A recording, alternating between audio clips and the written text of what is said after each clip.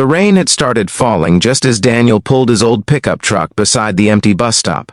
The streetlights flickered in the quiet evening, casting long shadows across the wet pavement. He had planned to drive straight home after his late shift at the repair shop. His 5-year-old daughter, Emma, was waiting for him with her grandmother, and he hated being late. But something unusual made him slow down. At the far end of the bus stop bench, a small figure sat completely still in the rain. At first, Daniel thought it was just a child waiting for a bus, but then he noticed something that made his heart tighten. The little girl wasn't looking at the road. She wasn't watching the buses. Her head was slightly tilted upward, her pale eyes unfocused, staring into nothing. Raindrops rolled down her face, but she didn't wipe them away. And she was completely alone. If you believe that small acts of kindness can change someone's life forever, take a moment right now to like this video, share it with someone who believes in second chances, comment where you're watching from, and subscribe to the channel. Stories like this remind us that humanity still exists in the smallest moments. Daniel stepped out of his truck slowly. His boots splashed in shallow puddles as he approached the bench. The little girl sat quietly, her hands folded on her lap, holding a thin white cane that had slipped to the ground beside her. She couldn't have been older than 7. The rain grew heavier. Daniel bent down and gently picked up the cane, placing it back in her hands. She flinched slightly at the touch, then relaxed when she realized someone was there. Her voice was soft and uncertain. She asked if the bus had arrived yet. Daniel swallowed hard. No bus had passed that stop in nearly an hour. Something felt wrong immediately. Children didn't sit alone at dark bus stops during storms, especially not children who couldn't see. He crouched beside her and tried to keep his voice calm. He asked if she was waiting for someone. The girl nodded. She said her mother told her to wait there. Daniel felt a strange chill that had nothing to do with the rain. He asked how long she had been sitting there. The girl paused, thinking carefully. She said the sky had been bright when her mother left. Now the streetlights were on. Daniel's chest tightened. She had been there for hours. Cars occasionally passed along the road, splashing water along the curb, but none of them stopped. No one seemed to notice the small blind girl sitting alone in the rain. Daniel removed his jacket and wrapped it gently around her shoulders. He asked her name. She said her name was Lily. The name hung in the cold air like something fragile. Daniel helped her stand and guided her carefully toward his truck. At first she hesitated, clearly remembering her mother's instructions to stay at the bus stop, but Daniel gently explained that it wasn't safe to sit there anymore. The buses had stopped running for the night. For a moment Lily looked uncertain, then she quietly trusted him. As Daniel helped her into the passenger seat, he felt the weight of responsibility settle heavily on his shoulders. Being a single father had already filled his life with constant decisions, sacrifices, and worries. Ever since Emma's mother passed away 3 years earlier, Daniel had learned to balance everything alone: long hours at work, bedtime stories, school lunches, and the quiet fear that he might not always get it right. But tonight felt different. Something about Lily's quiet patience and the way she sat calmly despite everything made Daniel's heart ache. He drove slowly through the rain toward the police station. Inside the warm cab, Lily sat quietly, listening to the hum of the engine. She held the white cane carefully across her lap.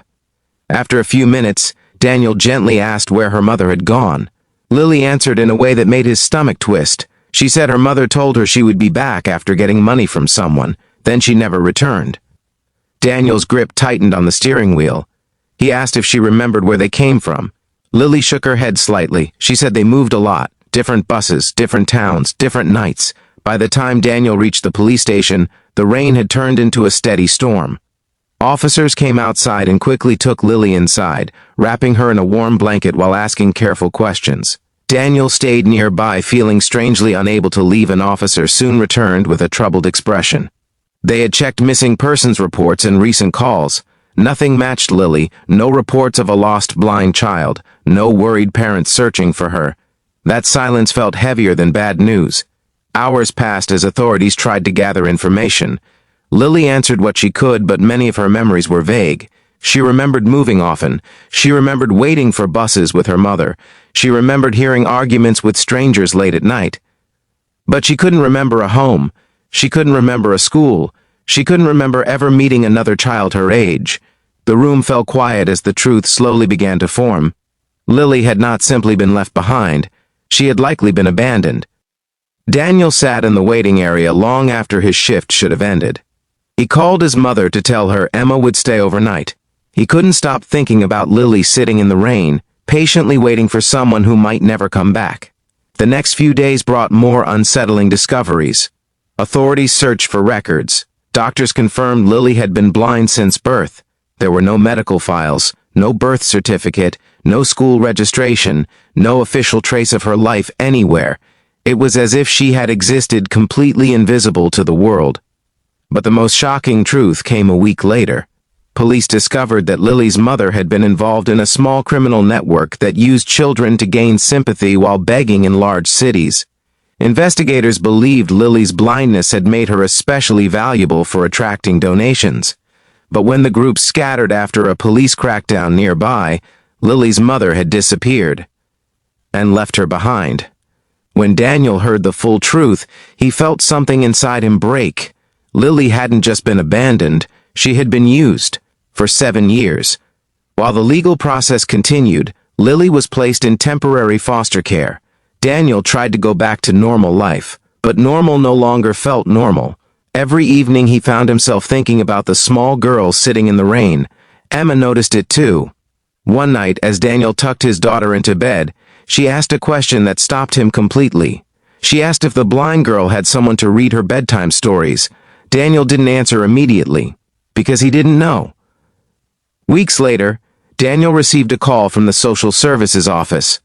Lily was struggling to adjust. She rarely spoke. She had nightmares. She refused to trust most adults. But there was one strange detail. Whenever someone mentioned the man who had found her at the bus stop, Lily became calm. She remembered Daniel's voice. Social services asked if he would consider visiting. Daniel drove there the very next day. When Lily heard his voice in the quiet meeting room, something incredible happened. For the first time since arriving at foster care, she smiled. A small, uncertain smile, but real. And in that moment, Daniel felt something shift inside him. Life as a single father had taught him many things about responsibility and love. But nothing had prepared him for the possibility that sometimes the people who need you most arrive completely unexpectedly. Over the next few months, Daniel visited Lily regularly. Emma came along too. The two girls slowly formed a bond built on simple things. Storybooks, drawing sessions, and long afternoons in the park where Emma carefully described everything Lily couldn't see. For the first time in Lily's life, she experienced something close to childhood, and Daniel saw the change happening. The quiet girl who once sat silently in the rain slowly began to laugh, slowly began to trust, slowly began to heal. The adoption process was long and complicated. But Daniel never hesitated, because sometimes life doesn't give you time to prepare your heart. Sometimes it simply places someone in your path. If this story has touched your heart so far, take a moment to like the video, share it with someone who believes in compassion, and subscribe to the channel so more people can hear stories like this. And before the ending, I have a special request. Comment the word hope below if you believe every child deserves a second chance. Nearly a year after that rainy evening, Daniel drove past the same bus stop again. But this time, two small girls sat in the back seat of his truck. Emma was laughing loudly, while Lily listened closely as her sister described the glowing sunset in the sky. Daniel slowed the truck for a moment. The bench where Lily once waited alone was still there, but now it felt different, because sometimes the most life-changing moments begin in the darkest places. And sometimes a single decision, to stop, to care, to help, can rewrite someone's entire future. As Daniel drove home with both daughters safe beside him, he realized something powerful. That rainy night hadn't just saved Lily. In many ways, it had saved him too. And if this story moved you even a little, please like the video, share it with someone who believes kindness still matters, and subscribe for more stories that remind us how powerful compassion can truly be.